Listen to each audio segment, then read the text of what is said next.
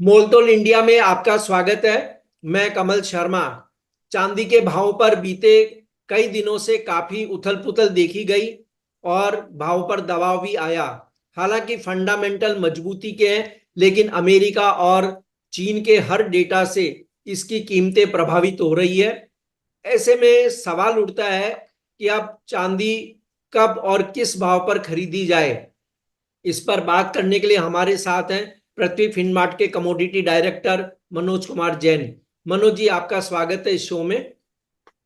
मनोज जी, चांदी की बढ़िया बढ़त पर रोक लग गई, क्या कहते हैं आप? नमस्कार कमल जी। सबसे पहले तो यहाँ शो में बुलाने के लिए धन्यवाद।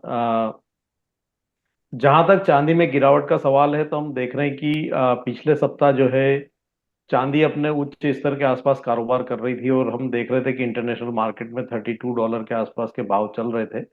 लेकिन यहाँ पे एक जो खबर आई चाइना की तरफ से कि चाइनीज सेंट्रल बैंक ने अपने लगातार 18 महीने से जो सोने की बाइंग वो उनके रिजर्व्स में कर रहे थे, वहां पे उन्होंने अपनी बाइंग पे विराम लगाया है। उसके बाद शुक्रवार को शाम के सत्र में यूएस के जॉब रिपोर्ट भी आनी थी और हमने देखा है कि जो मई महीने में यूएस में नॉन फॉर्म पेरोल एम्प्लॉयमेंट जो है बढ़कर 2,72,000 पर पहुंचता हुआ नजर आया, जो कि अप्रैल महीने में मात्र 1,65,000 था। तो यूएस के जो जॉब के डेटा उम्मीद से बेहद बढ़िया है और उसी के चलते हमने देखा कि डॉलर इंडेक्स फिर एक बार 7 सप्ताह के उच्च स्तर पर पहुंचता हुआ नजर आया। यूएस की जो 10 वर्षीय जो बॉन्ड की जो दरें हैं वहां पे बढ़त देखने को मिली और उसी के चलते चांदी की कीमतों में एक मुनाफा वसूली जो है वो बढ़ती हुई नजर आई और इंटरनेशनल मार्केट में हमने कीमतों को 6% से अधिक की गिरावट जो है शुक्रवार के सत्र में दिखाते हुए देखा। भारतीय बाजारों में भी कीमतें 5% से अधिक की गिरावट दिखाती हुई नजर आई। तो जो बड़ी वजह रही वो यूएस की जो जॉब की रिपोर्ट आई वो उम्मीद से बेहतर थी जी। और उसके बाद डॉलर इंडेक्स में रिकवरी देखने को मिली और मार्केट में एक बार फिर ये धारणा बनती हुई नजर आई कि जो अमेरिका की जो फेडरल रिजर्व है वो ब्याज दरों में कटौती में फिर एक बार देरी कर सकती है। तो इस घबराहटपूर्ण माहौल में जो है एक बड़ी गिरावट चांदी में शुक्रवार के सत्र में देखने को मिली। ये मनोज जी, चांदी में अगर आप कोई खरीद करना चाहे तो कब और किस प्राइस पर उसे खरीद करनी चाहिए? देखिए कमल जी, यहाँ पे ओवरऑल जो फंडामेंटल्स है चांदी के वो बिल्कुल मजबूत है, क्योंकि जो इंडस्ट्रियल डिमांड है चांदी की वो लगातार बढ़ती हुई नजर आई है। और जहाँ तक ब्याज दरों में कटौती का सवाल है तो हमने देखा है कि जो पिछले सप्ताह बैंक ऑफ कनाडा की जो पॉलिसी मीटिंग थी वहाँ उनकी तरफ से ब्याज दरों में कटौती की गई, यूरोपियन सेंट्रल बैंक के द्वारा ब्याज दरों में कटौती की गई। और हम देख रहे हैं कि दुनिया भर के देशों में जो महंगाई है उसमें जो है लगातार गिरावट देखने को मिल रही है। तो जी। कहीं ना कहीं यह चीज तो सर्टन है कि यूएस फेड भी आने वाले समय में ब्याज दरों में कटौती करेगा। तो उसका साफ तौर पर जो है पॉजिटिव रूप में असर चांदी की कीमतों पर पड़ता हुआ नजर आएगा। लेकिन चूंकि हम इस वर्ष अभी तक जो है लगभग 20% की बढ़त चांदी में देख चुके थे, तो एक करेक्शन यहाँ पे ड्यू था और वही हमने होते हुए देखा है।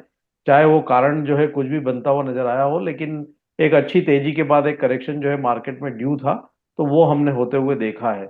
जहां तक फ्रेश बाइंग का सवाल है तो हमारा मानना है कि अभी 2 दिन यहाँ पे थोड़ा वेट एंड वॉच जो है वो रखना चाहिए।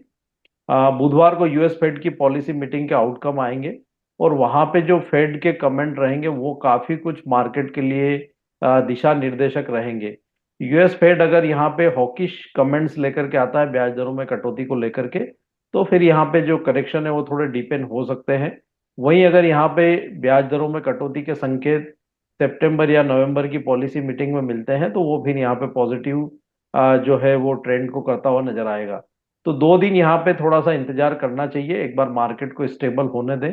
लेकिन ओवरऑल लंबी अवधि का जो ट्रेंड है अभी भी वो मजबूत ही यहाँ पे नजर आता है। तो यानी जो लंबी अवधि के निवेशक हैं उन्हें चिंता करने की जरूरत नहीं है, बाकी जो ट्रेडर हैं उन्हें 2 दिन यानी रुकना चाहिए, तब उन्हें खरीद या नहीं खरीद करने का फैसला करना चाहिए। और मनोज जी, अगर शॉर्ट टर्म की बात कर लें और साथ ही लॉन्ग टर्म की, तो चांदी के लेवल्स आप किस तरह देखते हैं? जहां तक शॉर्ट टर्म का सवाल है कमल जी, हम देख रहे थे यहाँ काफी समय से कि 30.40 जो डॉलर है वो इंटरनेशनल मार्केट में और 89,000 के जो स्तर है वो भारतीय बाजारों में मजबूत सपोर्ट्स बने हुए थे और हमने वहां से कीमतों को बार बार सपोर्ट लेते हुए देखा था। लेकिन शुक्रवार के सत्र में कीमतें ये दोनों ही सपोर्ट लेवल जो है तोड़ती हुई नजर आई। इंटरनेशनल मार्केट में भी हमने देखा है कि कीमतें 29.40 के नीचे फिसलती हुई नजर आई, और भारतीय बाजारों में भी हमने 89,000 के स्तर के नीचे कीमतों को फिसलते हुए देखा। हालांकि आज एक हल्का पुलबैक कीमतों में देखने को मिल रहा है, लेकिन शॉर्ट टर्म में हमारा मानना है कि अब चांदी में 28.5 इंटरनेशनल मार्केट में और 86,000 के जो स्तर है वो भारतीय बाजारों में अब यहाँ पे सपोर्ट के रूप में देखने को मिलेंगे।